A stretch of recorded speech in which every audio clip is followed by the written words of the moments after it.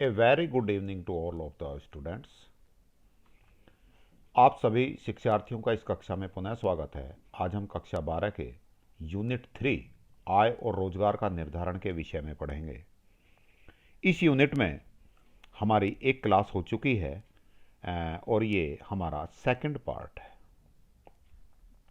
इस second part को देखने से पहले यदि आपने फर्स्ट पार्ट नहीं देखा है तो प्लीज़ उस पार्ट को देख लीजिएगा, तभी आपको सेकंड पार्ट समझ आएगा।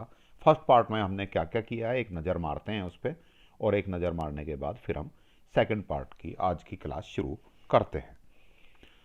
तो फर्स्ट क्लास में हमने इसका सिलेबस के बारे में बात की थी कि इस सिलेबस में हम क्या क्या पढ़ना चाहते हैं, क्या क्या हमारे सिलेबस में है जिसमें से क्वेश्चंस आएंगे बोर्ड के पेपर में। सबसे पहले हमने देखा कि 12 मार्क्स का ये सिलेबस है अर्थात 12 आउट ऑफ 80 मार्क्स का पोर्शन इस यूनिट से हमें आएगा। इसके साथ साथ हमने कॉन्सेप्ट ऑफ एग्रीगेट डिमांड, समग्र मांग की अवधारणा के बारे में पढ़ा कि समग्र मांग क्या होती है, समग्र मांग के कौन कौन से घटक हैं उनके बारे में पढ़ा। AD is equal to C plus I plus G plus X minus M. C consumption expenditure, investment, I means investment expenditure, G government expenditure and X minus M means net export. इसके बाद हमने investment के बारे में पढ़ा। दो तरह का इन्वेस्टमेंट होता है, ऑटोनोमस इन्वेस्टमेंट एंड इंड्यूस्ड या प्रेरित निवेश। उन दोनों तरह के निवेश में हमने ये भी बात करी कि हम यहाँ केवल स्वायत्त निवेश पर विचार करेंगे। इसके बाद कंजप्शन फंक्शंस की बात की, उपभोग फलन की बात की। उपभोग फलन का सूत्र देखा ये C is equal to function of y, consumption is the function of y. इसके बाद हमने ये एक टेबल समझी थी, ये टेबल कैसे कैसे बनाएगी, कितनी हमें याद करनी है, कितनी हम आसानी से बना सकते हैं ये मेथड समझा था कि आय को हम 0 से शुरू करेंगे, हमेशा +20 करते रहेंगे, केवल इतनी बात याद करनी है तो ये कॉलम पूरा बन जाएगा। कंजप्शन को 20 से शुरू करेंगे, +10 करते जाएंगे, ये लाइन पूरी बन जाएगी। इन्वेस्टमेंट क्योंकि ये स्वायत्त निवेश है इसलिए हमेशा 10 ही रहेगा। AD C प्लस आई कर देंगे तो अपने आप बन जाएगी, याद करने की ज़रूरत नहीं है। इसी में हमने S भी निकाला था कि सेविंग्स वाला कॉलम कैसे पूरा करेंगे, वो भी हमने निकालना सीखा था। इसी टेबल का ये चित्र बनाया था। इस चित्र को हमने खुद से बना के भी देखा था, है ना, इस तरह से। और ये चित्र जब हमने बनाया था तो हमने ये भी पता किया था कि इसका ये वाला पार्ट कहलाता है डिस सेविंग्स, अव्यय बचत, और ये वाला पार्ट कहलाता है इसका बचत वाला पार्ट। और इन दोनों के बीच में जहाँ y is equal to C होता है इसको हम कहते हैं ब्रेक इवन पॉइंट या सम स्तर या सम विच्छेद बिंदु। इसी के बारे में हमने पढ़ते समय स्वायत्त उपभोग ऑटोनोमस कंजप्शन की बात की थी कि ऑटोनोमस कंजप्शन क्या होता है, और समग्र मांग और आय में धनात्मक संबंध होता है, ये भी बात की थी हमने।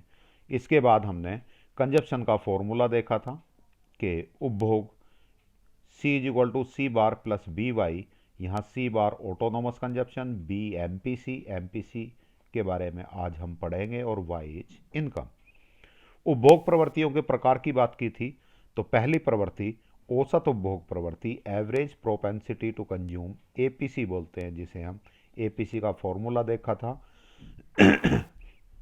इसके बाद APC फॉर्मूले से रिलेटेड टेबल देखी थी। इसमें ये ऊपर वाली टेबल मैंने आपको बताया था कि इस टेबल में केवल पूरे यूनिट में लगभग 5 या 6 लेक्चर होंगे, 6 के करीब लेक्चर होने चाहिए मेरे विचार से, है ना। लेकिन फिर भी हम चलेंगे आराम से, जब तक कॉन्सेप्ट क्लियर नहीं होंगे हम आगे नहीं बढ़ेंगे। चाहे 6 के बजाय 7 लेक्चर हों, आपको एक ही टेबल बार बार घुमा कर दी जाएगी। उसमें कभी 2 लाइनें बढ़ा दी जाएंगी, कभी 2 लाइनें कम कर दी जाएंगी। पूरी कंप्लीट टेबल इस चैप्टर के लास्ट में मैंने दी हुई है।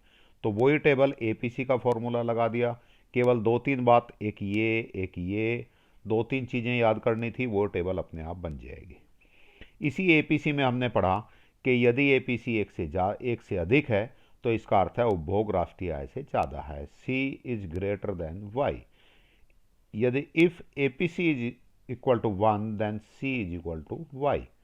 And if is APC is less than 1, एक से कम है, it means C is less than Y। ये हमने पढ़ा था। ये भी पढ़ा था कि APC कभी भी शून्य नहीं हो सकती है। आज हम पढ़ेंगे सीमांत उपभोग प्रवृत्ति कि सीमांत मार्जिनल प्रोपेंसिटी टू कंज्यूम, सीमांत उपभोग प्रवृत्ति क्या होती है, इसको हम आगे बोलेंगे MPC, marginal propensity to consume. Formula delta C upon delta Y। ऊपर हमने टेबल बनाते समय फॉर्मूला पढ़ा भी था, इतना तो हमें आता है। परिभाषा की बात करें तो यहीं से फॉर्मूले से ही इसकी परिभाषा मिल जाएगी। Delta C upon delta Y है।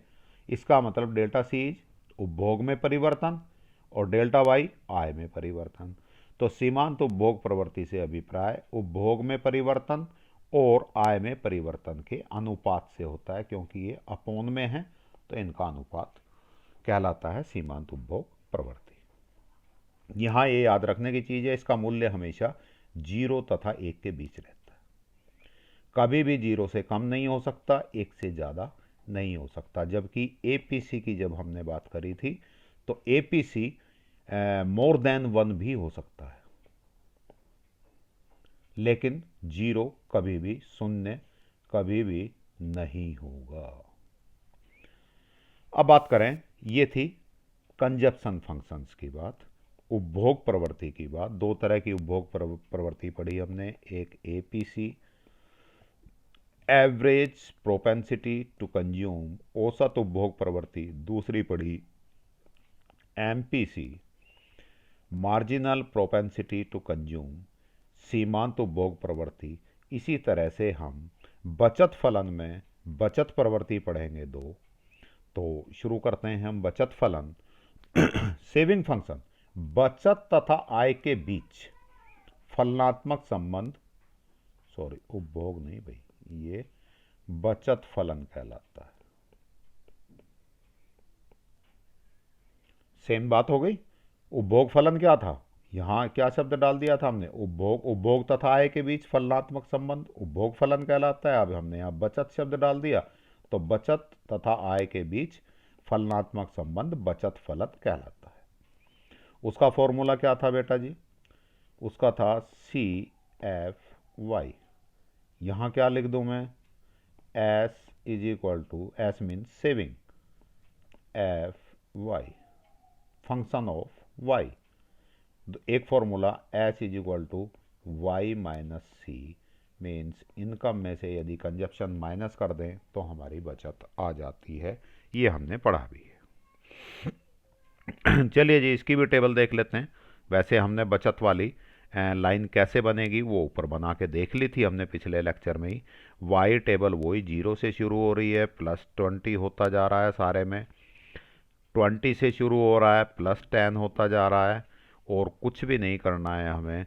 S निकाला हमने Y माइनस C, इसमें से ये माइनस करते जाओ, 20 minus 30 minus 10, 40 minus 40 0, 0 minus 20 20, 60 minus 50 10, 80 minus 60 20, 100 minus 70 30। इसी तरह से S वाली टेबल बन जाएगी। डेल्टा S कितना चेंज हुआ, -20 से 10 पे आए, -10 पे आए तो इसका मतलब +10 का चेंज हुआ, -10 से 0 पे आए +10 का, फिर यहाँ से 0 to 10 आए +10। इस तरह से ये भी बन जाएगी। डेल्टा वाई हमने ऊपर बनाना सीख लिया था। MPS marginal propensity to save, delta S upon Y, delta S upon delta Y वही 10/20, 0.5, 10/20 सब में सेम है, सबका 0.5 आ जाएगा। APS average propensity to saving, S upon Y, एक तो ये वाला एक ये वाला। -20 अपॉन 0 नॉट डिफाइंड, 0 से किसी भी संख्या को हम डिवाइड करते हैं तो हम डिफाइन नहीं कर सकते। -10 अपॉन 20 -0.50, इसको सॉल्व करोगे तो ये टेबल आपकी बन जाएगी। अच्छा जी, अब यहाँ देखिएगा जरा, ब्रेक इवन पॉइंट मैंने आपको बताया था जहाँ पर y is equal to C होता है। वहाँ देखें जरा हम क्या होता है, y इज इक्वल टू सी इस पॉइंट पर है। यहाँ s की पोजीशन क्या है सेविंग की, 0। It means break on even point की सम स्तर बिंदु की हमें एक विशेषता और मिल गई कि यहाँ पर एस इज इक्वल टू 0 होता है, y is equal to C होता है और S is equal to saving कितनी होती है उस समय, 0। क्यों? क्योंकि जितनी इनकम है उतनी ही कंजप्शन है, उपभोग उतना ही है, तो सेविंग कुछ है ही नहीं। जैसे जैसे अर्थव्यवस्था में आय बढ़ती है, इनकम जैसे जैसे इंक्रीज होती जा रही है, कंजप्शन भी बढ़ता है, लेकिन आय की अपेक्षा कंजप्शन धीमे बढ़ता है और सेविंग्स भी बढ़ती। जैसे हमने सी वाला फॉर्मूला निकाला था कंजप्शन का, C bar plus B Y था उसका फॉर्मूला। यहाँ हमारा सेविंग का फॉर्मूला है minus C bar plus 1 minus B Y. 1 minus B क्या था, M P C. 1 minus B को हम दूसरे शब्दों में लिख सकते हैं एम पी एस। क्यों लिख सकते हैं वो अभी मैं बताता हूँ।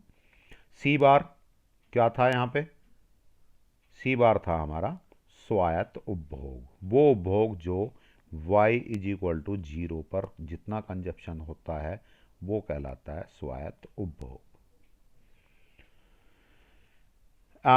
ये भी बात कर लेते हैं अभी एमपीसी की। MPC plus MPS is equal to 0 होता है। समझ आई बात? हमेशा ये एक फॉर्मूला बन गया हमारा, is equal to, sorry zero नहीं, सॉरी जीरो नहीं, ये होता है 1 होता है। तो एमपीएस बराबर कितना हो गया, यदि मैं इस फॉर्मूले से निकालूं 1 माइनस एमपीसी, और एमपीसी को हम क्या लिख रहे हैं इस फॉर्मूले में, बी। तो एमपीएस बराबर 1 माइनस बी। तो हमने 1 माइनस बी की जगह क्या लिख दिया, एमपीएस। एक ही बात है। चलिए जी अब बात करते हैं type of propensities to save, बचत प्रवृत्तियों के प्रकार। जैसे उसमें थी उपभोग प्रवृत्तियां कौन कौन सी थी, एपीसी एमपीसी। यहां पर भी, यहां कंज्यूम था ये, यहां पे हम क्या कर रहे हैं, सेविंग की बात कर रहे हैं, एपीएस और MPS. Average propensity to save और marginal propensity to save. Average propensity to save means औसत बचत प्रवृत्ति। औसत बचत प्रवृत्ति क्या होती है, APS is equal to S upon Y. पिछले लेक्चर वाले भी फॉर्मूले आप साथ साथ रिवाइज करते रहेंगे तो आपको याद करने में आसानी होती है। वहाँ हमने पढ़ा था एपीसी, उसका फॉर्मूला था सी अपॉन वाई, यहाँ APS S upon Y. APS कभी भी एक या एक से अधिक नहीं हो सकते, जबकि एपीसी के बारे में हमने क्या कहा था, एक से ज़्यादा हो सकती है, शून्य कभी नहीं हो सकती। एपीएस कभी भी एक नहीं हो सकती और एक से अधिक भी नहीं हो सकती, क्योंकि बचत कभी भी राष्ट्रीय आय के बराबर या उससे अधिक नहीं हो सकती। कोई पूछे आपसे कि एपीएस एक से अधिक या एक क्यों नहीं हो सकती, तो उसका रीज़न ये है कि बचत कभी भी राष्ट्रीय आय के बराबर या उससे अधिक नहीं हो सकती। एपीएस शून्य या ऋणात्मक हो सकती है, क्योंकि हमने यहीं टेबल में भी हमने पढ़ा था कि यहाँ जब y 0 थी तो s कितनी थी, -20। तो इसका मतलब सेविंग माइनस में जा सकती है, तो एपीएस भी माइनस में आ जाएगी। ये रही, 0 भी है, लेकिन आप देखते हैं पूरी टेबल में एक से ज़्यादा नहीं होगी। तो माइनस भी हो सकती है, जीरो भी हो सकती है, माइनस भी हो सकती है, लेकिन कभी भी एक या एक से अधिक नहीं हो सकती। एपीएस आय बढ़ने के साथ साथ बढ़ती है, जैसे जैसे इनकम बढ़ेगी वैसे वैसे सेविंग बढ़ेगी, क्योंकि एपीएस का फॉर्मूला क्या था हमारा, एस बाई वाई। ये चीज़ बढ़ेगी तो APS भी बढ़ेगी। Second is MPS, marginal propensity to save, सीमांत बचत प्रवृत्ति। Formula is delta S upon delta Y, same ऐसा ही है, सॉरी ये एस है बेटा, क्या है ये एस, इसको मैं दोबारा लिख देता हूँ, M P S is equal to delta S upon delta Y, ये फॉर्मूला है। और वहाँ पे हमने बात की थी M P C is equal to क्या था, delta C upon delta Y. थोड़ा सा ध्यान देंगे तो आपको ये फॉर्मूले आसानी से याद हो जाएंगे, कोई बहुत बड़ी चीज़ नहीं है, ये याद है तो यहाँ सी है तो यहाँ सी है, यहाँ एस है तो यहाँ भी एस है। एमपीएस का मूल्य 0 से 1 के बीच में रहता है, मैंने आपको बताया था। एमपीसी भी कितना, 0 to 1, और एमपीएस भी कितना, 0 to 1, और इन दोनों का सम हमेशा 1 के इक्वल होता है। तो हमारे पास दो फॉर्मूले और आ गए, M P C plus M P S is equal to 1, ऐसे ही A P C plus A P S is equal to 1। यहाँ यदि ए पी सी 1 मोर देन 1 है, एक से ज़्यादा है, तो निश्चित रूप से ये कितनी होगी, शून्य से कम होगी, माइनस में होगी, तभी तो 1 आएगा। मान लीजिए ये ए पी सी 1.5 है, तो पक्का ए पी एस माइनस 0.5 होगी, तभी तो इसका आंसर 1 बनेगा। देन अब बात करें ये वाली फिगर हमने पहले पढ़ ली थी कि हम बात कर रहे हैं कंजप्शन फंक्शन से सी फलन से एस फलन प्राप्त करना। सी फलन का डायग्राम हमें दिया हुआ है, एस फलन का डायग्राम हमें बनाना है, तो हम कैसे बनाएंगे। देखिए बेटा जी, ये वही डायग्राम है जो पहले बात करी थी हमने, ये डायग्राम हमारे पास है। हम इससे एस फलन बनाना चाहते हैं, तो इस डायग्राम में मैं देखूं ये कौन सा पॉइंट है बेटा, ब्रेक इवन पॉइंट, जहां y is equal to C होता है। एक विशेषता अभी हमने पढ़ी, इसी पॉइंट पे s इज इक्वल टू कितना होता है, 0, s इज इक्वल टू 0, एक पॉइंट। दूसरा पॉइंट, जब इनकम 0 है, मान लीजिए इसमें कंजप्शन कितना है, 30 है, ये टेबल से थोड़ी सी अलग फिगर बनी हुई है, 30 कंजप्शन है, ये उपभोग के लिए पैसा कहाँ से आया, सेविंग में से निकाला है, तो निश्चित रूप से यहाँ ऑटोनोमस कंजप्शन सी बार कितना है हमारा बेटा, 30।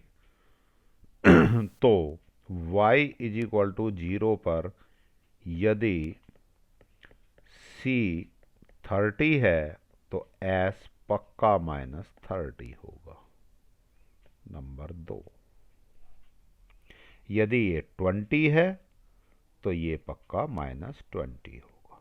इन दो पॉइंट से हम नया ग्राफ, एस फलन वाला ग्राफ बना सकते हैं। चलिए जी, बिल्कुल इसकी सीध में एज इट इज आ जाओ, क्योंकि s -30 है, माइनस में भी ले जाना है, इसलिए हम s की लाइन कैसे बना देंगे, इस तरह से। ये कौन सा, x एक्सिस है ना, कई बार भूल जाते हैं हम लिखना, y that is y dash, है ना, इसको भी मैं लिख दूं y। 0 पे x एक्सिस डाल लिया। पहला पॉइंट कौन सा, s इज इक्वल टू 0, कौन सा पॉइंट आएगा, ये break even point. Break even point को नीचे मैं डॉटेड से ला रहा हूँ, तो कितना है, 60। 60 से ऐसी एक लाइन नीचे डाल लो यहाँ 60 तक, तो ये 60 वाला पॉइंट हो गया मेरा s इज इक्वल टू 0। यहाँ पे s कितना होना चाहिए, 0, मुझे पता है ब्रेक इवन पॉइंट है 60, तो यहाँ s 0 होगा। ऐसे ही सेकंड पॉइंट की बात करूँ मैं, जब y इज इक्वल टू 0 था, तो s कितना होना चाहिए, -30। यहाँ पे ये y इज इक्वल टू 0 है, तो s कितना, -30 यहाँ से। अब मेरे पास दो पॉइंट मिल गए, एक पॉइंट ये मिला, एक पॉइंट ये मिला, स्केल रखूँगा ऐसे, और इन दोनों को मिलाते हुए एक सीधी लाइन आगे तक खींच दूंगा। ये हो गया मेरा एस फलन, सेविंग फंक्शन। ये बोर्ड के पेपर में क्वेश्चन आया था, बिल्कुल यही आया था कि कंजप्शन फंक्शन से सेविंग फंक्शन कैसे प्राप्त करेंगे। तो इसके स्टेप्स लिखने थे, स्टेप्स मैंने बता दिए आपको, इसी को एक्सप्लेन करना है और ये डायग्राम बना के दिखाना था। एस रेखा उस बिंदु से शुरू होगी जो सी बार के मूल्य का ऋणात्मक मान है। सी बार ऑटोनोमस कंजप्शन, वही यहाँ से शुरू हो रही है। ऑटोनोमस कंजप्शन कितना है इसका, जो मैंने आपको बताया 30 है, तो इसका ऋणात्मक मान 30 का -30, तो -30 से शुरू कर दी हमने ये। दूसरा, समिस्तर बिंदु पर एस रेखा एक्स अक्ष को काटती है क्योंकि एस इज इक्वल टू 0 है। इन दोनों पॉइंट को मिलाते हुए लाइन डाल दोगे आप, ये मैंने बात कर ली। अब बात करेंगे हम समग्र पूर्ति, एग्रीगेट डिमांड। अभी तक हमने इस चैप्टर में शुरू में क्या बात करी थी, समग्र मांग की, है ना। जो इससे पहले लेक्चर में बात की थी, हमने की थी समग्र मांग क्या होती है। अब हम बात कर रहे हैं किसकी, समग्र पूर्ति की। समग्र पूर्ति से अभिप्राय वस्तुओं और सेवाओं के उस मौद्रिक मूल्य से है जिसे अर्थव्यवस्था में दी गई समय अवधि में सभी उत्पादक पूर्ति करने के लिए तैयार हैं। अर्थव्यवस्था, मैक्रो इकोनॉमिक्स में बात हो रही है तो अर्थव्यवस्था के संपूर्ण स्तर पर बात होगी। तो सभी उत्पादक दी गई समय अवधि कौन सी है, वही एक लेखा वर्ष की है, एक फाइनेंशियल ईयर की है। उसमें कितने मूल्य की वस्तुएं और सेवाओं का वो पूर्ति करने के लिए तैयार हैं, that's called aggregate supply. C plus S, A S is equal to C plus S. यह रेखा उस डायग्राम में भी देखी थी हमने, कल तो ढंग से ही समझा था इसको। ये y वाली रेखा ही हो गई, ये 45 डिग्री की है, y is equal to C plus, यहाँ हम लिखते हैं y is equal to C plus S, ये वाली लाइन को। तो ये पूर्ति की भी है, इनकम की भी है। 45 डिग्री मूल बिंदु पर 45 डिग्री से शुरू होती है और इसके प्रत्येक बिंदु पर c और s का योग समान होता है। ये एक कंप्लीट टेबल है जो हमारे 6-7 लेक्चर इस पूरी यूनिट में एक साथ काम आ जाएगी। इसमें हमने ये लाइन कैसे बनाते हैं सीख लिया, ये लाइन कंजप्शन उपभोग वाली लाइन, इन्वेस्टमेंट हमेशा 10 होता ही है, एग्रीगेट डिमांड C प्लस आई हम कैसे बना लेंगे, C को और I को इन दोनों को जोड़ के लिख देंगे, एस वाई माइनस सी ये भी हमने सीख लिया, APC, MPC, APS, MPS ये सारे हमने बना के अलग अलग देख लिए। एक नई line A S is equal to C plus S. C कौन सा, ये वाला, और एस कहाँ पे है ये वाला। इन दोनों लाइनों को यदि हम जोड़ दें तो वो कहलाएगी A S. 20 minus 20 0, 30 minus 10 20, 40 plus 0 40, 50 plus 10 60। Is it clear? ये टेबल है। यदि आपने ये टेबल एक बार ढंग से समझ ली, बनानी आ गई, तो कभी इस टेबल के ये 4 पॉइंट, कभी इस टेबल के ये 3 पॉइंट और ये 2 पॉइंट, कभी कोई से ऐसे ही बनाते रहेंगे। इसके बाद हम बात करें इसके अभ्यास प्रश्न की, 2-3 न्यूमेरिकल क्वेश्चंस हैं, है ना, उनको हम सॉल्व करके देखेंगे यहाँ, क्योंकि इसमें से एक न्यूमेरिकल क्वेश्चन आ जाता है। समविच्छेद बिंदु क्या है, ब्रेक इवन पॉइंट। इस बिंदु पर बचत का मान क्या होता है, एच इज इक्वल टू 0, अभी पढ़ा है हमने। समविच्छेद बिंदु क्या होता है, जहाँ संपूर्ण अर्थव्यवस्था की आय किसके बराबर होती है, उपभोग के बराबर होती है। स्वायत्त उपभोग क्या होता है, वैल्यू ऑफ कंजप्शन, उपभोग का, उस उपभोग का मान जो y इज इक्वल टू 0 पर होता है। समग्र मांग को परिभाषित कीजिए, ऊपर हमने दे ही रखी है। औसत बचत प्रवृत्ति ऋणात्मक हो सकती है। औसत बचत प्रवृत्ति क्या होती है बेटा, APS। क्या ये ऋणात्मक हो सकती है? APS का फॉर्मूला क्या है बेटा जी आपका, बोलो, S अपॉन वाई। ये S तो -20 भी पढ़ी है हमने, 0 भी पढ़ी है, तो -20 की स्थिति में क्या आ जाएगी ये, है ना, या 10 की -10 भी हो सकती है, -10 अपॉन 10 -1 हो सकती है। तो APS माइनस में हो सकती है, क्योंकि यहाँ S जो सेविंग्स हैं हमारी माइनस भी होती हैं, डिसेविंग बोलते हैं जिसे। चलिए 5th क्वेश्चन के बारे में बात करते हैं हम। कि फिफ्थ क्वेश्चन हम कैसे करें। न्यूमेरिकल क्वेश्चन है। ये क्वेश्चन कहता है स्वायत्त उपभोग तथा कुल उपभोग ज्ञात कीजिए। दो चीजें पूछी हैं बेटा जी इसने, इनको मैं हटा दूं जरा, है ना। ये ऐसा सही है जैसे ब्लैक बोर्ड साफ कर लेते हैं बीच बीच में। ये कहता है बचत फलन जो है हमारा वो है H is equal to -100 plus 0.55। ये फॉर्मूला क्या था मेरा बचत फलन का, H is equal to minus C bar plus 1 minus B Y, या इसको मैं दूसरे शब्दों में बात करूं, minus C bar plus M P S into Y. ये क्या था हमारा सी बार उपभोग फलन, है ना। इससे पहले माइनस लगा हुआ है, ये वाला पार्ट हमारा उपभोग फलन था। ये बचत फलन क्या कह रहा है, H is equal to -100 plus 0.5 Y. इसको मैं कंपेयर करूं तो इससे वैल्यू निकालूं मैं, एम पी एस कितना हो गया बेटा मेरा, ये वैल्यू वाई के साथ जो लिख रही है वो एम पी एस है 0.5। ऐसे ही सी बार जो स्वायत्त उपभोग है वो कितना हो गया, माइनस के साथ जो लिखी हुई है वो वैल्यू, तो स्वायत्त उपभोग तो सीधा सीधा 100 हो गया। एक आंसर आ गया मेरा, इजी है। अब ये निकलवाना चाह रहा है कुल उपभोग। कुल उपभोग का फॉर्मूला क्या है बेटा मेरे पास, कुल उपभोग का मेरे पास फॉर्मूला है C is equal to C bar plus M P C into Y. C bar स्वायत्त उपभोग हमने अभी निकाला, कितना है 100 है, 100 रख लूँ। एम पी सी क्या निकाला हमने, एम पी एस, हमें एक फॉर्मूला और भी पता है, M P C plus M P S is equal to 1। तो M P C plus M P S कितना है बेटा 0.5 इज इक्वल टू 1। तो M P C is equal to 1 minus 0.5, ये भी 0.5 हो गया। तो एम पी सी की वैल्यू कितनी हो गई मेरी 0.5 ही हो गई। तो यहाँ लिख दूँ 0.5 इंटू वाई, वाई कितना है दिया हुआ है हमें 1500।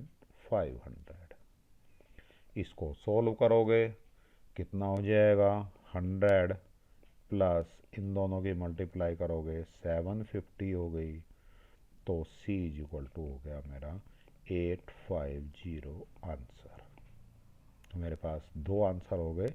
एक आंसर कौन सा, ऑटोनोमस कंजप्शन स्वायत्त उपभोग हो गया मेरा 100 और कुल उपभोग हो गया मेरा 850। चलिए जी नेक्स्ट क्वेश्चन करते हैं। ये टेबल कई बार एग्ज़ाम में पूछ ली और ये भी 2015 के बोर्ड पेपर में ही ये टेबल आई हुई है, वहीं से क्वेश्चन मैंने उठाया है। तो इस टेबल को भी पूरा करना, क्योंकि हम बार बार मैं आपको बता रहा हूँ टेबल कैसे बनाते हैं, कैसे निकालते हैं वैल्यूज़, तो कई बार वो बोर्ड में ऐसा पूछ लेते हैं। 14 में भी आई, 15 में भी आई। देखिएगा अब हम ये टेबल कैसे निकालेंगे। ये कह रहे हैं आय में इन्होंने ये पार्ट खाली छोड़ दिया, ये पार्ट खाली छोड़ दिया, उपभोग व्यय दे दिया। सबसे पहले तो मैं बात करता हूँ इसको, आय का मतलब हो गया वाई, उपभोग व्यय का मतलब हो गया सी। सीमांत बचत प्रवृत्ति एम पी एस, इसका फॉर्मूला भी साथ में लिख लूँ मैं, डेल्टा एस, इसका फॉर्मूला है मेरा delta S upon delta Y. औसत बचत प्रवृत्ति it means A P S पूछ रहा है ये, एस अपॉन वाई। थोड़ा सा अभी बड़ा क्वेश्चन तुम्हें लगेगा, ये तुम्हें ऐसा लगेगा कि बहुत बड़ा है, टेबल दिख तो छोटी सी रही है, टाइम बहुत लग गया। शुरू में थोड़ा सा समझोगे डिटेल में समझोगे फिर आगे अपने आप शॉर्टकट में करना शुरू कर दोगे। बहुत ज़्यादा अभी शॉर्टकट मत पकड़ो। अच्छा जी, इसमें सबसे पहले हम ये देखते हैं बेटा कि सबसे पहले तो हमें यहाँ क्या पूछ रहा है, ये MPS वाली कॉलम खाली पड़े। इट मीन्स बचत की बात हो रही है, यहाँ भी बचत की बात हो रही है। तो इसका अर्थ ये हुआ कि हम बेटा जी इसकी एक सेविंग वाली लाइन तो हमें बनानी ही होगी। एस बना लें, उससे हमें फिर क्या होगा, APS निकालने में आसानी हो जाएगी, MPS निकालने में आसानी हो जाएगी। अब S निकालने के लिए सबसे पहला कॉलम ये वाला कॉलम देखते हैं हम, है ना। इस कॉलम में S कैसे निकले। S के फॉर्मूले क्या क्या हैं मेरे पास। S का फॉर्मूला है मेरे पास S is equal to Y minus C, है ना फॉर्मूला, पढ़ा था हमने। चलिए जी, तो y कितना हो गया है यहाँ पे बेटा इस लाइन में, है ना, यही तो निकालना था हमें। y हो गया हमारा 0, c हो गया 80, तो s हो गया -80। तो यहाँ पे कितना लिख दूँ बेटा जी, -80। ठीक हो गई बात। ऐसे ही सेकंड पॉइंट निकालें, y माइनस सी कितना हो जाएगा, 100 -140। सेकंड लाइन में कितना आ गया, -40। थर्ड लाइन में एस निकालना चाहूँ मैं, 100 माइनस डैश, नहीं पता मुझे। इसका मतलब इस फॉर्मूले से काम नहीं चलेगा। क्या दे रखा है इस लाइन में, और ये दे रखा है APS। देखना जरा APS का फॉर्मूला क्या होता है बेटा।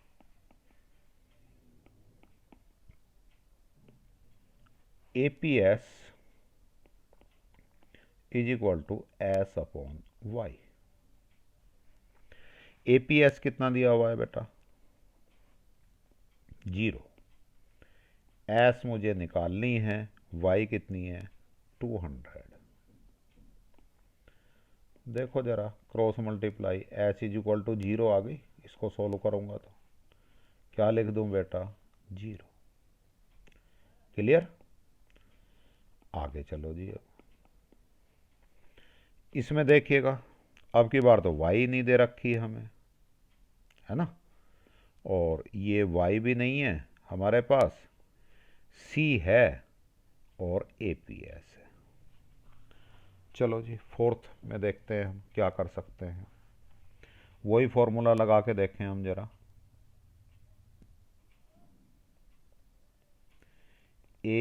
क्योंकि APS दे रखी है हमें, इसी की हेल्प से निकाल सकते हैं। APS is equal to S upon Y. APS कितनी दे दी बेटा जी, 0.2 इज इक्वल टू S मुझे निकालनी है, Y नहीं दे रखी मुझे। चलो Y का देखते हैं हम। S इज इक्वल टू क्या था, Y माइनस सी, ऐसा ही था। तो y इज इक्वल टू क्या हो गया, C प्लस एस। तो यहाँ y की वैल्यू क्या पुट अप कर दूँ मैं, C प्लस एस, क्योंकि मेरे पास y को किस में चेंज करने की कोशिश की है मैंने, C में, क्योंकि C मुझे दिया हुआ है। आगे बढ़ो जी, 0.2 is equal to S upon C, कितना है 240, यही है ना इस लाइन में, इस लाइन में तो यही है 240, यही तो हमें निकालना है, प्लस एस, क्रॉस गुणा कर लो। 240 को 2 से मल्टीप्लाई करेंगे, सॉरी 0.2 से मल्टीप्लाई करेंगे, ये आ जाएगा 48 plus 0.2s is equal to S. इस एस को उधर ले जाऊं, 48 is equal to S minus 0.2s, कितना हो गया बेटा ये, 48 इज इक्वल टू 0.8s। तो s is equal to 48 upon 0.8 is equal to 60 आ जाएगा बेटा जी। तो यहाँ सेविंग कितनी हो गई हमारी 60। इसे निकालो ऐसे ही, दैट इज 60 के बाद चलिए इसको भी अभी निकाल लेते हैं। चलो ये निकालते हैं पहले। ये वाला पार्ट कैसे निकालूं इसको, बोलो ज़रा। ऐसे ही इसी फॉर्मूले से निकल जाएगा? नहीं, इसी फॉर्मूले से कोशिश करते हैं निकालने की, फिर देखते हैं क्या है, क्या आता है।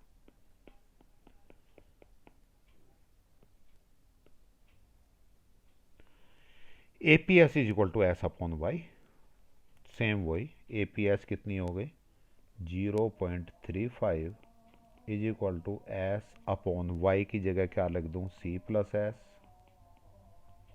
क्योंकि C हमें दिया हुआ है। तो 0.35 is equal to S upon C कितना 260 प्लस एस। आगे इसको मैं सोल्व करूं, आगे बढ़ाऊं तो क्या बन जाएगा बेटा जी, ये 260 को क्रॉस मल्टीप्लाई करूँ, 260 को 0.35 से मल्टीप्लाई करूँगा तो आ जाएगा मेरा 91 plus 0.35 S is equal to S. तो 91 बरा इज इक्वल टू एस, इसको इधर ले जाऊँगा माइनस बन जाएगा, माइनस 0.35 एस।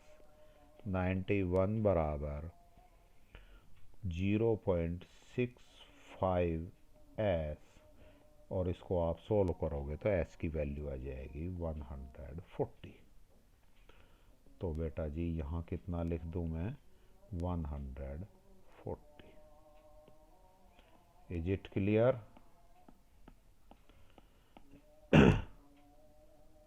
ये 140 था।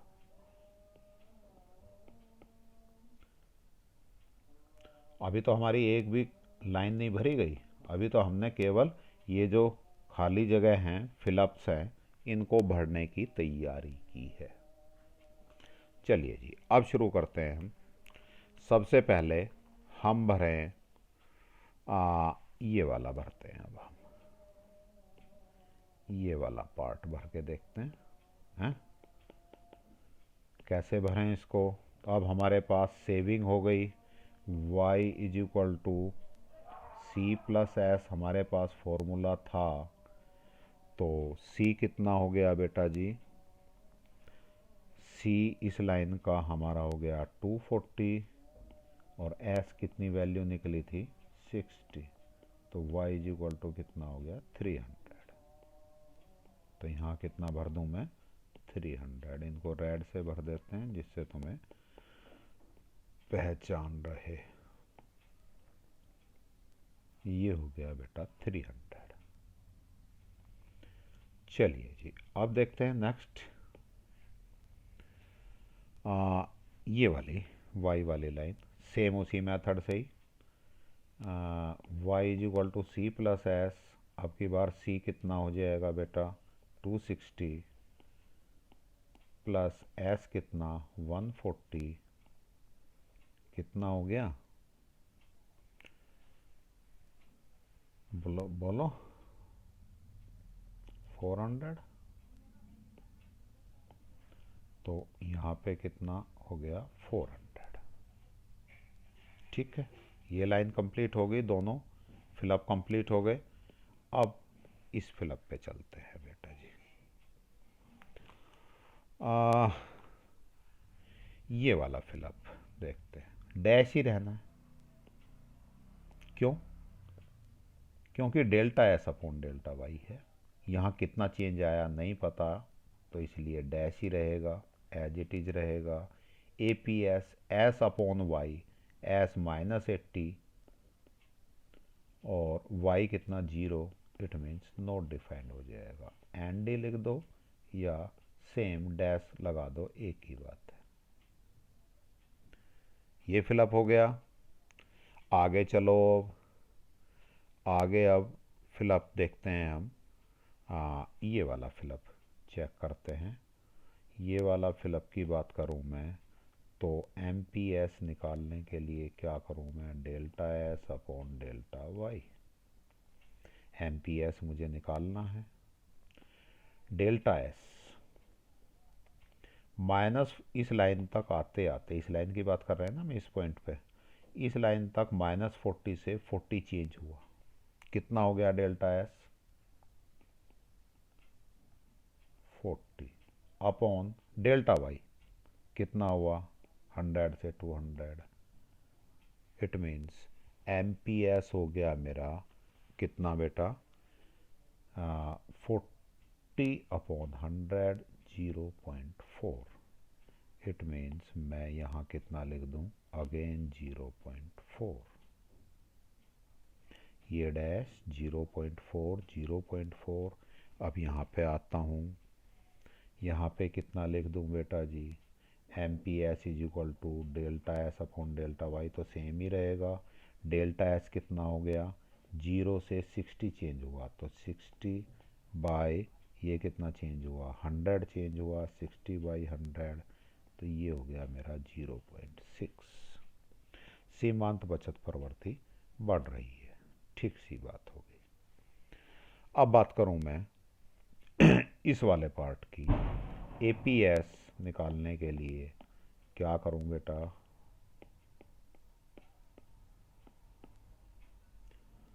एपीएस निकालने का तरीका क्या है मेरे पास, एस बाई वाई। देखो जरा, एस कितना है -40, वाई कितना है, यहाँ पर इस लाइन में -40 हो गया और वाई हो गया 100 बाई 100, कितना हो गया बेटा, -0.4। तो ए पी एस यहाँ हो गया -0.4। ठीक है जी, एक ये रह गया बस। अब कौन सा पार्ट, ये वाला पार्ट। क्या पूछ रहा है, सी पूछ रहा है हमसे। सी निकालने के लिए क्या कर सकते हैं हम, ये भी है मेरे पास, एस वाई प्लस एस की हेल्प से, वाई is equal to C plus S होता है। तो इस वाली लाइन की बात कर रहा हूँ मैं, वाई की जगह रख दूँ 200, सी की जगह सी रहने दूँ, एस की जगह कितना रख दूँ, 0। तो सी इज इक्वल टू कितना हो गया 200, तो यहाँ कितना भर दूँ मैं 200। ये हमसे यदि यहाँ ब्रेक इवन पॉइंट पूछते हैं तो ये वाला ब्रेक इवन पॉइंट ही है, जहाँ y इज इक्वल टू सी है और s इज इक्वल टू 0। कर सकते हैं इस टेबल को। चलिए जी, बचत वक्र से उपभोग वक्र प्राप्त करने के लिए जाने वाले चरण बताइए, रेखा चित्र का प्रयोग कीजिए। यही वाला एस फलन, सी फलन से एस फलन कैसे निकालते हैं, ये वाला जो हमने अभी पढ़ा था, ये स्टेप्स हैं। इसमें एक दो स्टेप्स और आप कैसे कैसे एक्सप्लेन करते हैं अपने हिसाब से आप कर सकते हैं। चलिए, लास्ट एंड न्यूमेरिकल क्वेश्चन है, लास्ट क्वेश्चन, क्वेश्चन नंबर 9। यदि राष्ट्रीय आय 90 करोड़ है और उपभोग व्यय 81 करोड़ हो तो औसत बचत प्रवृत्ति ज्ञात कीजिए। सिंपल सा है, y की वैल्यू दे दी इसने 90 और c की वैल्यू दे दी इसने कितनी, 81। पूछा क्या है, औसत बचत प्रवृत्ति, APS पूछा है। APS is equal to formula क्या है मेरा, S अपॉन वाई। तो मुझे S चाहिए बेटा, S कैसे निकले, y is equal to C plus S, क्योंकि y और c दे रखे हैं, इनकी हेल्प से S ऐसे ही निकल सकता है। y कितना 90 is equal to 81 plus S, तो s इज इक्वल टू हो गया मेरा 9। तो APS is equal to 9 by y, y कितना 90, कितना हो गया बेटा 0.14। जो भी इसमें इकाई लिखी है, करोड़ लिखी है, करोड़ लिख दो, जो भी कुछ लिखा है। तो APS is equal to 0.1 crore, एक आंसर हो गया मेरा। औसत बचत प्रवृत्ति ज्ञात कीजिए, कर लिया हमने। जब आय बढ़कर 100 करोड़ और उपभोग व्यय बढ़कर 88 करोड़ हो जाए तो सीमांत उपभोग प्रवृत्ति और सीमांत बचत प्रवृत्ति क्या होगी? वाई कितनी हो गई बेटा? कितनी थी? 90। 90 से बढ़ के कितनी हो गई? 100 करोड़। क्या निकालें हम? सीमांत उपभोग प्रवृत्ति निकालने की बात करें पहले। MPC क्या फॉर्मूला है? Delta C upon delta Y. इसका मतलब चेंज इन कंजप्शन, उपभोग में परिवर्तन बटे आय में परिवर्तन। आय में परिवर्तन निकालने के लिए क्या करूँ मैं? पहले यही देखना पड़ेगा, आय 90 से 100 हो गई तो डेल्टा वाई कितना हो गया मेरा? 10। ठीक हो गई बात। ऐसे ही उपभोग कितना था? 81 से बढ़ के कितना हो गया? 81 था, 88 हो गया। तो डेल्टा C कितना हो गया? 7। इन दोनों की वैल्यू पुटअप कर दो यहाँ पे। 7 अपॉन 10, 0.7, ये आंसर हो गया MPC का। MPS निकालना है, हमें पता है MPC plus MPS is equal to 1, ऐसा ही है। तो MPC is equal to 1 minus, sorry, MPS is equal to 1 minus MPC। तो 1 माइनस MPC की वैल्यू कितनी निकाली हमने? 0.7। कितना हो गया? 0.3 आंसर आ गया। इजी कर सकते हैं, है ना। अपनी टेक्स्ट बुक, अपनी एक्सरसाइज बुक, जो भी आपके पास किताबें हैं उनमें न्यूमेरिकल्स दिए होंगे, वो न्यूमेरिकल्स आप सोल्व करके देखिएगा। किसी में कोई प्रॉब्लम आती है तो हमसे पूछ लीजिएगा, है ना। कमेंट्स में आप पूछ सकते हैं, हम कुछ ना कुछ आपके लिए आंसर देंगे। या फिर आप मेरा व्हाट्सएप नंबर है 9971567842, ये व्हाट्सएप नंबर है। आप इस पे आप अपना क्वेश्चन डाल दें तो कोशिश करेंगे क्वेश्चन सोल्व करके आपको फ़ोटो भेज दें या फ़ोन करके समझा दें, जैसा भी पॉसिबल होगा। तो आज हमारा ये चैप्टर यहाँ पे कंप्लीट होता है। अब इसके बाद हम शुरू करेंगे इसका कहाँ तक की बात होगी बेटा इस सिलेबस में? एग्रीगेट डिमांड एंड कंपोनेंट्स हमने पढ़ लिए, प्रोपेंसिटी टू कंज्यूम पढ़ ली, है ना।